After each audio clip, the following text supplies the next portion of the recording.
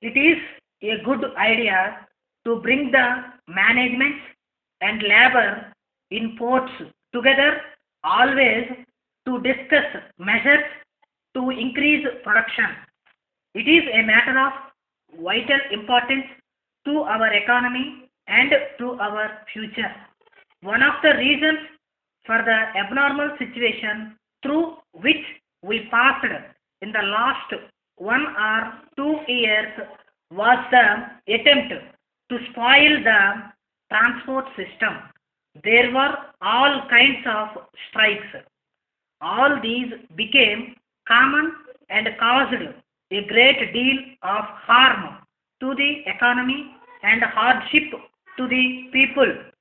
All of you remember the time when food was very urgently needed in certain parts, but because of strikes, ships were not being unloaded. I am sure that you realize that such a situation could not be allowed to continue. You all know how important it is to increase our exports rapidly. This is necessary for our very existence. Increased production is the first step, but if the ports cannot handle in time what we wish to export, then there is hardly any point in talking about increasing production for export. So, ports have a major part to play in the export drive and they should prepare themselves up to the task.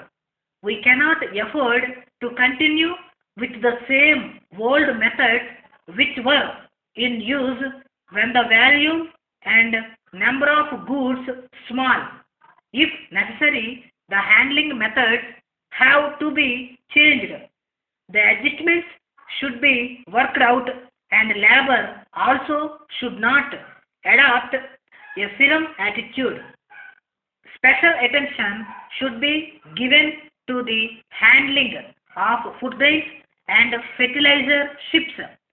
Many of our farmers are still suffering from what they went through in the critical period of drought when supply was delayed owing to the strikes either by port workers or by employees of the Food Corporation of India. We had also to pay large sums in foreign exchange. I do hope that handling methods are being looked in to see how they can be changed and made more efficient. Similarly, it is necessary for ports to pave their way, otherwise, they become a burden on the economy. Port charges have been increased recently. This was essential to meet the increased cost of services. For this very reason, efficiency should be improved to effect savings. Proper collection of dues should also be ensured, and it is here that the role of management assumes importance. Business like management is essential. I have been told that wrong declaration of weights is widespread. If this is true, it should not have been allowed to go unchecked for so long. People come to see me and complain that the working of ports is termed by the poor quality of service on the one hand and concessions on the other, and as a result the workers interest and economy suffer. And if the economy suffers, the port workers like other people in India are also affected. We are naturally anxious to look after the welfare of all parts and dock workers. The level of their wages has improved steadily over the years. Some of the problems should be discussed freely.